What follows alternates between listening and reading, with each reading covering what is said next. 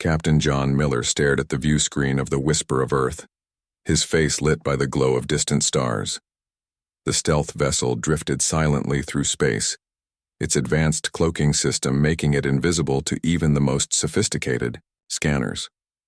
For 20 years, humanity had maintained complete radio silence, watching and learning as other species fought and died among the stars. "Sir, we're receiving new transmissions from the Vraxian fleet," said Lisa Carter, her fingers moving quickly across the communications panel. "They're targeting another Tellurian settlement." Miller nodded grimly. The Vraxians had become the terror of the galaxy, a warrior race bent on conquest. They had already destroyed 3 civilizations and enslaved 12 others. Earth remained safe only because the Vraxians believed humans were primitive beings, confined to their home planet. "Put it on screen," Miller ordered. The view screen shifted to show massive Vraxian warships surrounding a small, peaceful colony on a blue-green moon. The Tellurians were known for their art and philosophy, not warfare. They had no chance against the Vraxian battle cruisers. First Officer Kevin Wright entered the bridge, his usual calm demeanor troubled. "Captain, this is the 3rd Tellurian colony they've attacked this month." "I know," Miller said quietly. "And we continue to do nothing." The bridge fell silent. Every crew member knew Earth's strict non-interference policy. After humans discovered they weren't alone in the universe, world leaders had made a difficult decision. Humanity would watch and learn from the shadows, building their defenses and technology while avoiding the attention of hostile forces like the Vraxians. The screen showed Vraxian ships launching the first wave of attacks. Energy weapons tore through the Tellurian colony's minimal shields. Lisa turned away, unable to watch. "How many people live in that colony?" Miller asked, his voice tight. "Approximately 15,000, Wright replied. "Mostly families." Miller's hands gripped the arms of his command chair. For years he had followed orders without question. Earth's survival depended on secrecy. But watching massacre after massacre had worn away at his resolve. "Sir," Lisa said suddenly, "I'm picking up distress calls. The Tellurians are begging for help. They're broadcasting on all frequencies, hoping anyone will respond." Miller stood up and walked to the front of the bridge. The crew watched him carefully. They knew that look on his face. "Captain," Wright said cautiously, "we have our orders." "I know our orders, Kevin," Miller replied. "I've followed them for 15 years. I've watched entire species vanish while we hide in the shadows. Earth isn't ready for a war with the Vraxians," Wright argued. "If we reveal ourselves, if we don't, who will we be when we finally do step into the light?" Miller asked. He turned to Lisa. "How long before the colony is completely destroyed?" "At current attack speed, less than 30 minutes, she answered. Miller took a deep breath. What he was about to do would change humanity's path forever. "Prepare weapons systems," he ordered. "Drop the cloak." The bridge erupted into shocked whispers. Wright stepped forward. "Captain, this is a direct violation of Protocol 7. We should contact Earth Command first."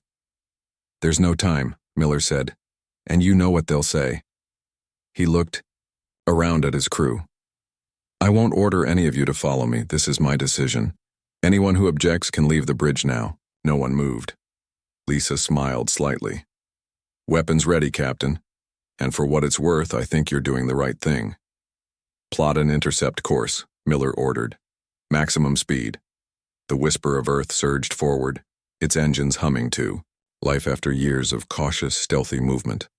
For the first time, the ship would show what it could really do. On the Vraxian command ship, Supreme General Krav watched with satisfaction as his fleet bombarded the helpless colony. "Supreme General," a junior officer called out, "sensors detect an unknown vessel approaching at high speed." Krav frowned. "What species?" "Unknown, sir. The design matches nothing in our database." Krav's interest was piqued. "Show me." The image that appeared on his screen showed a sleek, dark vessel cutting through space toward his fleet. It was smaller than his battlecruisers, but moved with incredible speed. "Hail them," Krav ordered. Back on the Whisper of Earth, Lisa reported, "We're being hailed by the Vraxian command ship." "Ignore it," Miller said. Target their weapons systems only. I want to disable, not destroy.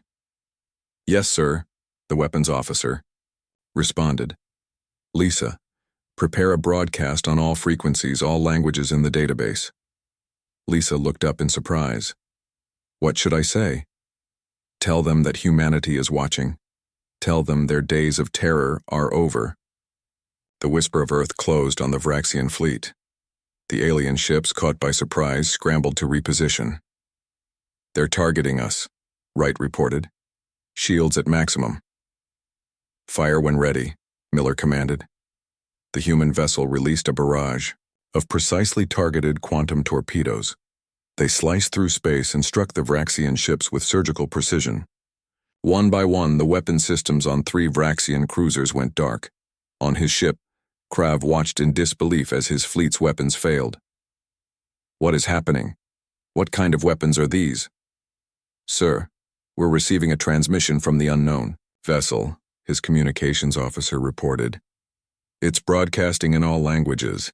Put it through, Krav ordered. Lisa Carter's voice echoed across the Vraxian fleet. This is the Earth vessel Whisper of Earth. For too long we have watched as you terrorized innocent species across this galaxy. That ends today. We speak now. For those who cannot defend themselves, withdraw your forces immediately or face the consequences. Complete silence fell over the Vraxian command bridge. Earth. Humans. The primitive species from the backwater solar system. Impossible, Krav whispered. Their technology is centuries behind ours. Sir, his science officer said, voice shaking. Scans show their vessel possesses technology we've never encountered before. In the Tellurian colony, the survivors gathered around communication devices, hearing the human message with growing hope. On the Whisper of Earth, Miller watched as the Vraxian ships pulled back, confused and suddenly cautious. They're retreating, Wright said, amazement in his voice. For now, Miller replied. But we've just changed everything. He turned to his communications officer. Lisa, send a message to Earth Command. Tell them what we've done. As the Whisper of Earth positioned itself between the colony and the Vraxian fleet, Miller knew the real battle was just beginning. Humanity had finally spoken, and the galaxy would never be the same. The message from Earth Command arrived within hours. Admiral Patricia Daniels' face filled the screen, her expression a mix of anger and concern. Captain Miller, you have directly violated Protocol 7. Return to Earth immediately for court-martial proceedings. Miller stood straight, facing the Admiral without flinching. With respect, Admiral, I cannot abandon the Tellurians. The Vraxians will return with reinforcements. The Admiral's eyes narrowed. You've exposed Earth's existence to the most dangerous species in the galaxy. Do you understand what you've done? I understand that I couldn't watch another genocide, Miller replied. Not when we had the power to stop it. The transmission ended abruptly.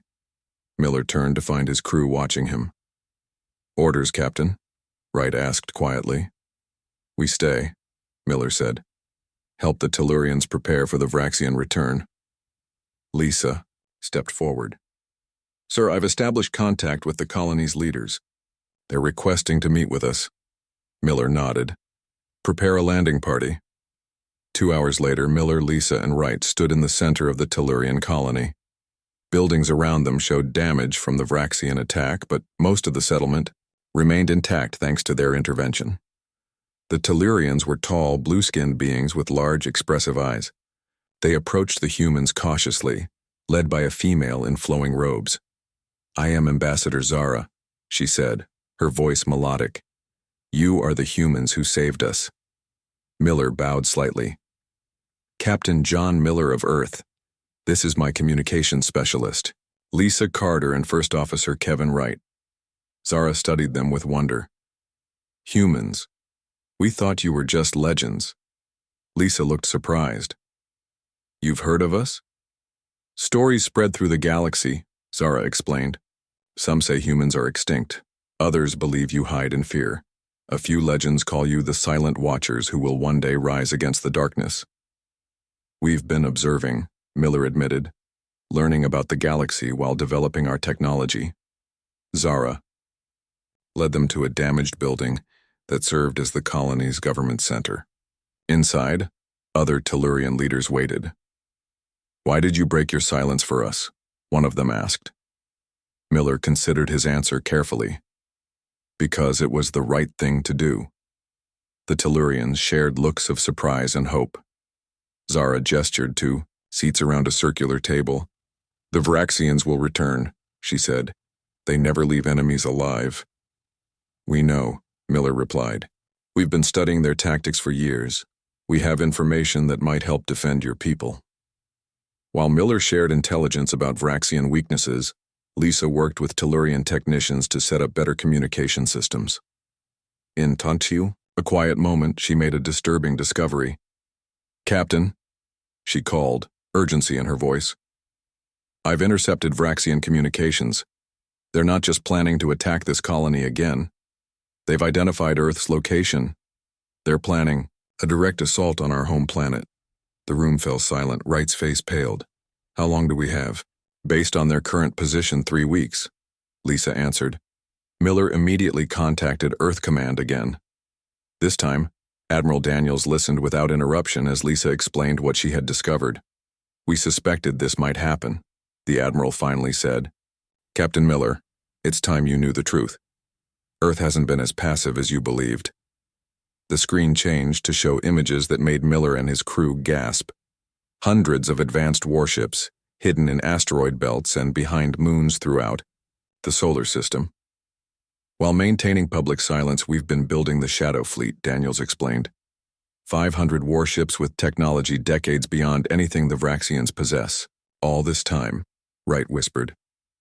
"Your mission was to observe and avoid contact," Daniels continued. "But we always knew a day might come when silence was no longer an option. That day is here." Miller leaned forward. "Admiral, the Tellurians need our help now. They have knowledge and abilities that could benefit Earth. I propose a formal alliance." Daniels considered this. "The original plan was to defend Earth only." "With respect," Miller argued, "if we only protect ourselves, we're no better than the Vraxians. These people need us." After a long pause, Daniels nodded. "Very well. A small task force will join you at the Tellurian colony. The main fleet will remain hidden to protect Earth." When the transmission ended, Miller turned to the Tellurians. "Help is coming," Zara smiled. "We have much to offer in return. The Tellurians have abilities humans might find valuable."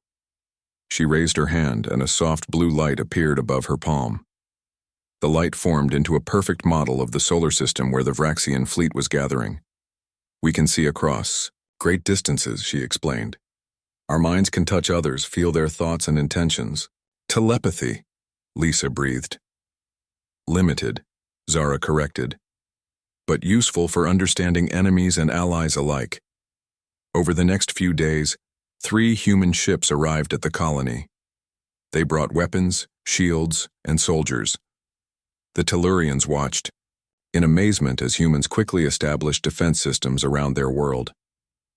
On the 6th day, long-range sensors detected the Vraxian fleet, 20 warships led by Supreme General Krav himself. From his command ship, Krav observed the small moon where the humans had revealed themselves. His scientists had been working non-stop to analyze the human vessel's capabilities. "These humans have advanced technology," his science officer reported. "But they are few. Their homeworld is isolated, protected only by primitive satellites and a small defense force." Krav smiled cruelly. "After we crush this colony and capture their ship, we will destroy their planet. No species defies the Vraxian Empire and lives."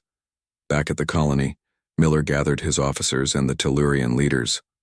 "The Vraxians will be here in 12 hours, he said. "They expect an easy victory." Lisa smiled.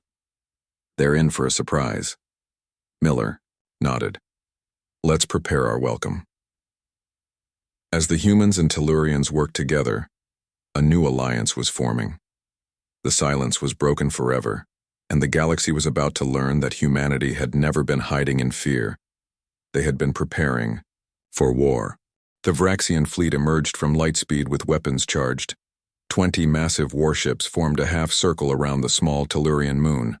From his command ship, Supreme General Krav watched with anticipation. "Display the colony," he ordered. The screen showed the settlement where his forces had been humiliated days earlier. Krav expected to see the humans' small force preparing for a hopeless last stand. Instead, he saw nothing. The colony appeared deserted. "Scan for life forms," Krav commanded. His science officer worked the controls. "Sensors show no significant activity, Supreme General. The colony appears abandoned." Krav slammed his fist on the arm of his chair. "Impossible. They couldn't evacuate that many people so quickly." He leaned forward. "Scan again. Use all frequencies." Meanwhile, deep beneath the surface of the moon, Miller stood in a vast underground chamber. Hundreds of Tellurians watched him nervously. The colony had been built above an extensive natural cave system, unknown to the Vraxians. "Is everyone accounted for?" Miller asked Zara. "Yes, Captain. Our people are safe but frightened." Lisa approached, with a data pad. "The Vraxian fleet is in position. They're scanning the surface repeatedly." Miller nodded. "They can't believe we'd simply leave." He turned to Wright. "Are the defense systems ready?" "Yes, sir. The quantum-linked mines are in place around the fleet, just waiting for your command." Miller looked up at the stone ceiling. Somewhere above them, an enemy that had terrorized the galaxy for decades was about to learn a hard lesson. "Begin Phase 1, he ordered.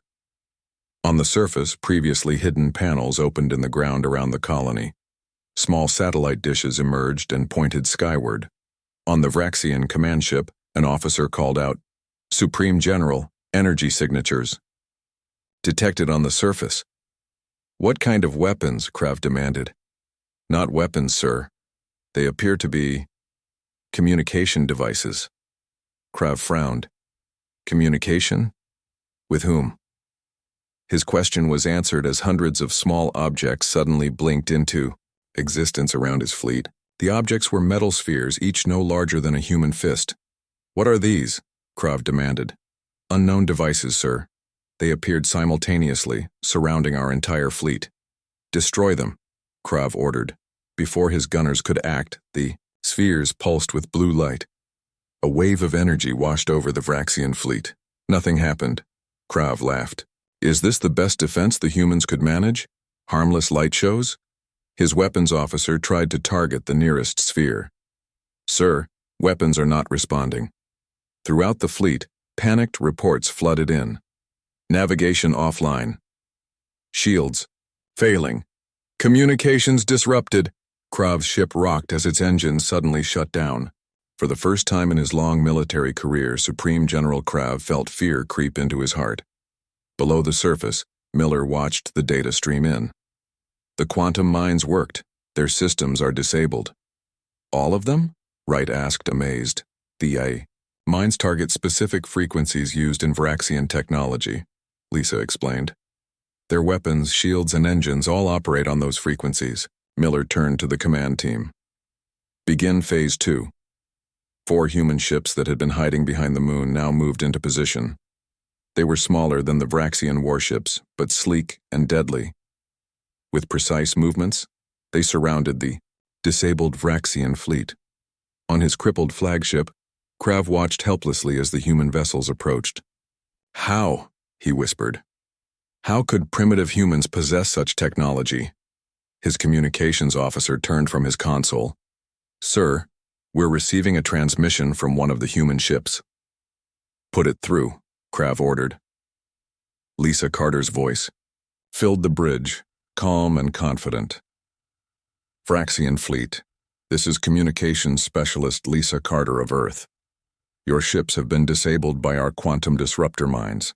Your weapons and engines will remain offline until we choose to release you." Krav stood, rage building. "You dare dictate terms to the Vraxian Empire? We have conquered worlds older than your entire civilization.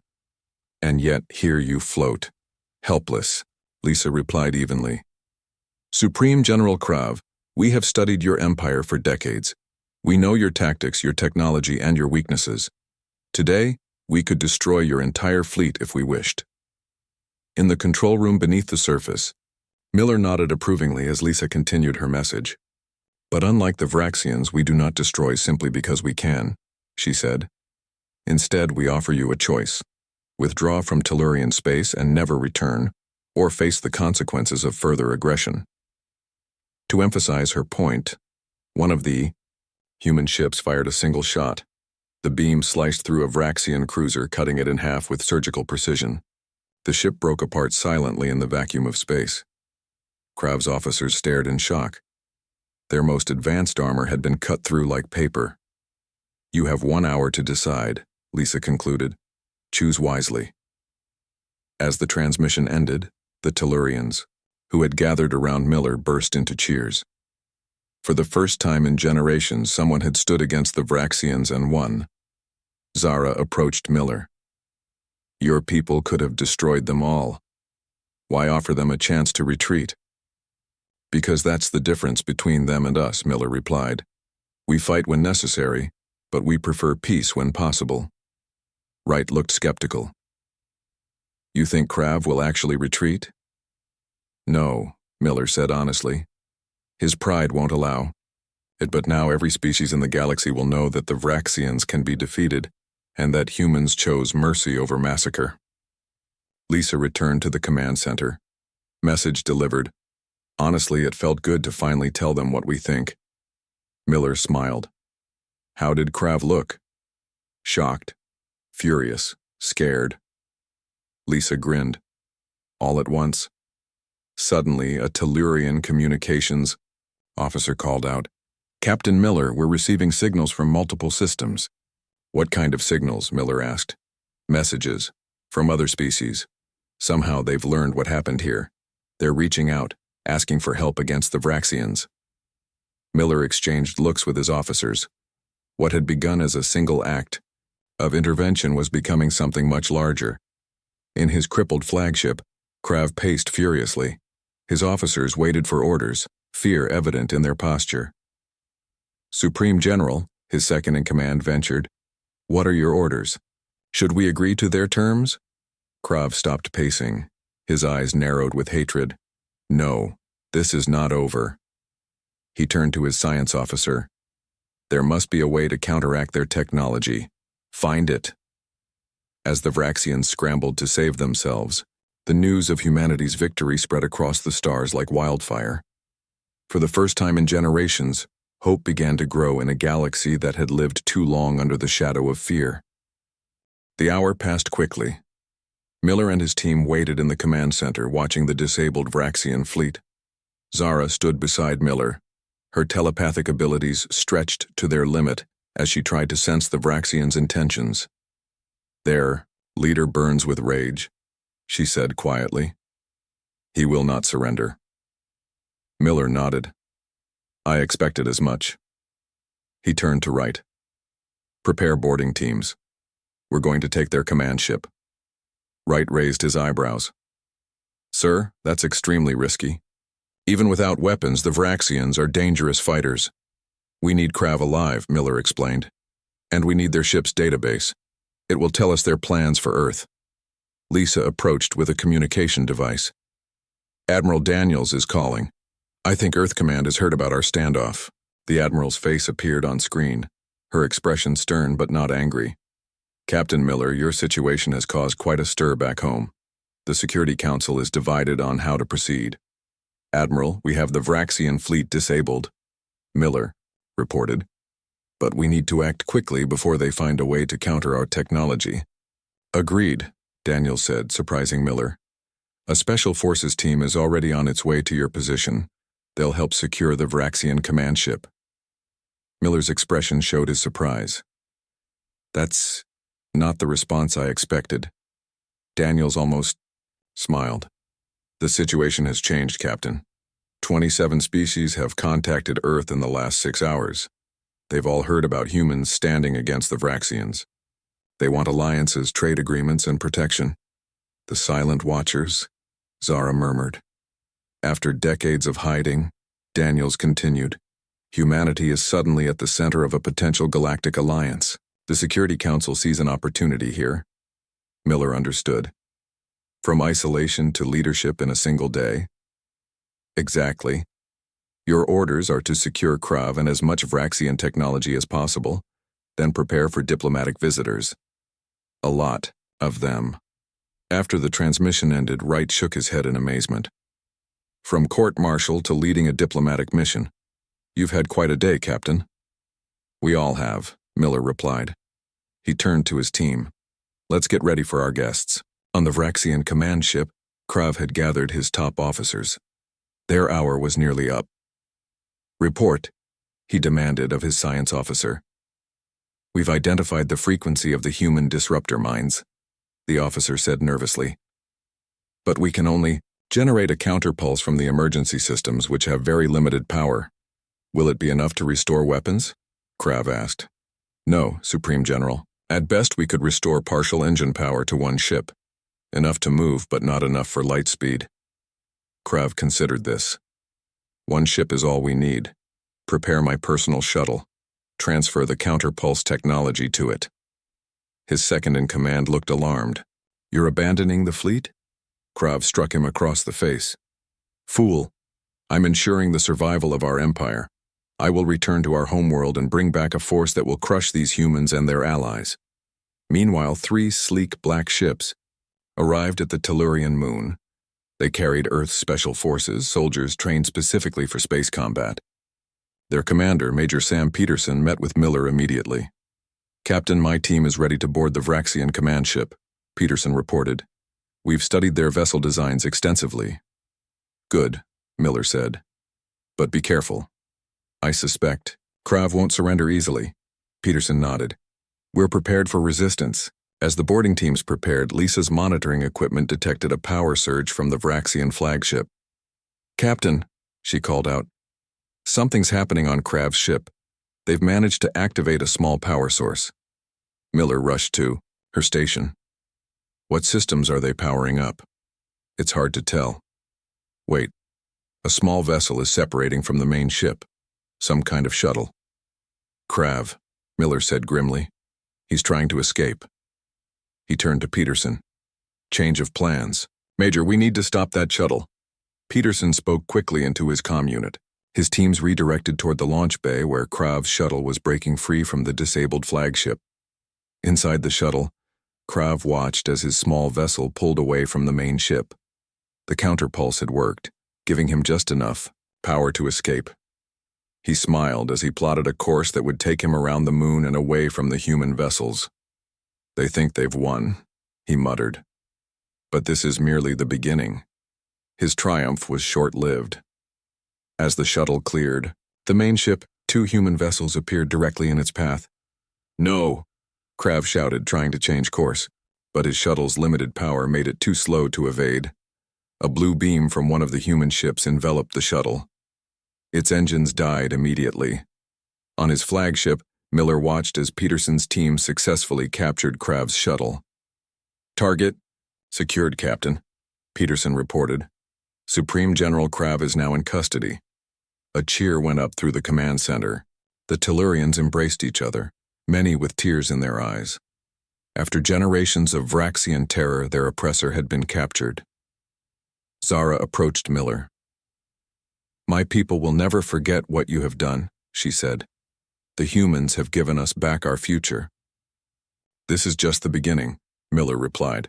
There's much work to be done. Within hours, the remaining Vraxian ships surrendered. Without Krav's leadership and with their systems still disabled, they had no choice. Human and Tellurian teams boarded each vessel, securing valuable technology and intelligence. Lisa found Miller on the observation deck looking out at the stars. Captain, you should see this, she said, handing him a data pad. The screen showed messages from across the galaxy.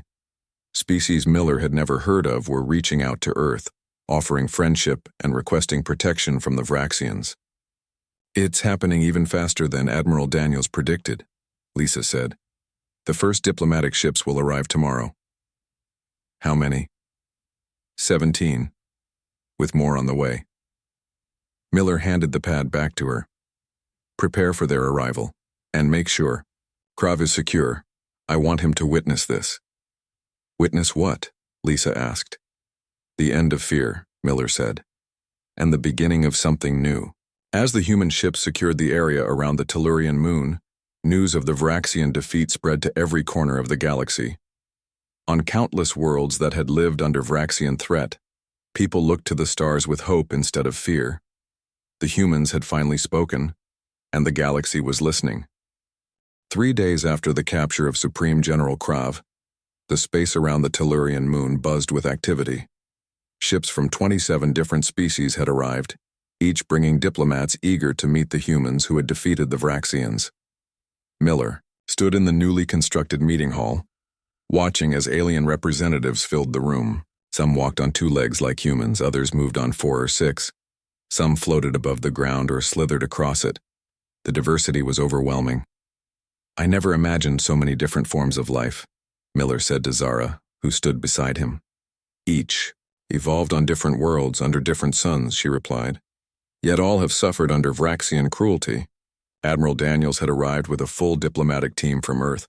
She approached Miller now, looking both impressed and concerned.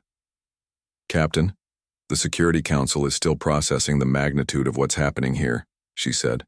"We spent decades hiding from the galaxy, and now we're at the center of it." "People need hope, Admiral," Miller replied. "We gave them that." Before Daniels could respond, Lisa hurried over. "Captain, it's time. Everyone is ready." Miller nodded and moved to the center of the hall. The alien representatives fell silent. All eyes and sensory organs turned toward him. "Welcome to New Hope," Miller began, using the name the Tellurians had given their colony. 3 days ago, the forces of Earth intervened to stop a Vraxian attack on this peaceful world. What began as a simple act of protection has grown into something much larger. He looked around the room, making eye contact with as many different species as possible. For too long, the Vraxian Empire has terrorized this galaxy. They destroyed cultures, enslaved populations, and spread fear across the stars. They believed that might made right, that the strong could prey on the weak without consequence. Murmurs of agreement rippled through the crowd. Humanity chose to remain silent and hidden for decades, Miller continued. "We watched and learned while building our strength. Some might call that cowardice. I call it patience and strategy." Admiral Daniels nodded slightly from her position near the wall. "But the time for silence is over," Miller declared. "Today, we propose the formation of a galactic alliance of free species. Together we can stand against the Vraxians and any who would follow their path of conquest and destruction." The hall erupted with approving sounds from the various species. Many raised appendages in support. In a secure room beneath the meeting, Hall Wright watched the proceedings on a screen while guarding their prisoner. Supreme General Krav sat in a cell, his wrists bound with energy restraints. "Your captain speaks well," Krav said coldly. "But words will not save you when the full might of the Vraxian Empire arrives." Wright turned to the fallen general. "Your empire is already fracturing. We've received reports of rebellions on 7 of your controlled worlds. Without your leadership, your commanders are fighting among themselves." Krav's face showed genuine shock for the first time. "Impossible. The fear that held your empire together is gone," Wright said. "And fear is a poor foundation for any civilization." Back in the meeting hall, representatives from different species were stepping forward to pledge their support for the alliance. One by one, they shared stories of Vraxian cruelty and their hope for a better future. A small insect-like being approached Miller after the formal speeches ended. "The humans have technology far beyond what we expected," it said through a translation device. "Why did you hide your capabilities for so long?" Lisa, standing nearby, answered, "We learned from Earth's own history that revealing technological advantages too quickly often leads to conflict. We wanted to be certain of our strength before we acted." "Wise?" the being clicked. "Very wise." As the diplomatic talks continued, the Tellurians organized a celebration in the colony. Music filled the air as beings from across the galaxy shared food, drink, and stories. For the first time in living memory, many species relaxed without the shadow of Vraxian terror hanging over them. Miller found a quiet spot away from the main celebration. Admiral Daniels joined him there. The Security Council has reviewed all your actions, Captain, she said formally.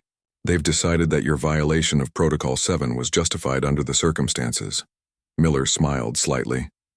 In other words, success excuses disobedience. Something like that, Daniels admitted. But there's more. They're offering you command of our first official diplomatic vessel. You'll represent Earth to the galaxy. Miller looked surprised. Me? I'm a military officer, not a diplomat. You're the face of humanity now, whether you like it or not, Daniels said. These species trust you. They've seen you act with both strength and mercy. Before Miller could respond, an urgent call came through on his communicator. It was Lisa. Captain, we're receiving distress signals from multiple systems. The remaining Fraxian forces are launching attacks against anyone who's pledged support to our alliance. They're trying to reassert control through terror.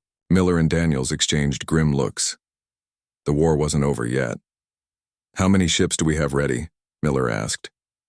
17 human vessels and about 30 ships from our new allies, Lisa reported. Not all are warships, but they're willing to fight. Miller turned to Daniels. Admiral, I need authorization to lead this fleet. Daniels nodded without hesitation. Granted. This alliance needs to see that we don't just talk about protection, we provide it. Within hours, Miller stood on the bridge of his ship, looking out at the combined fleet of the newly formed Galactic Alliance. Ships of different designs and technologies had formed into battle groups based on human tactical plans. Lisa approached with the final communications check. All ships report ready, Captain. They're awaiting your orders. Miller looked at the star chart showing the systems under attack. Tell them our mission is clear. We protect the innocent and stop the aggressors. The galaxy will no longer live in fear. As the fleet prepared to depart, Zara came to the bridge to see them off. My people will pray for your success, she said. You have given us something we had lost long ago. What's that? Miller asked. The courage to stand and fight, she replied. When you return, we will have plans ready for a permanent headquarters for the Alliance. Miller nodded. We'll be back. The humans have been silent for too long. Now it's time for the galaxy to hear our voice. The combined fleet moved into formation and accelerated away from the moon. For the first time in history, ships from dozens of worlds flew together under a single banner, not one of conquest but of freedom and mutual protection. The era of Vraxian terror was ending. The age of the Galactic Alliance had begun,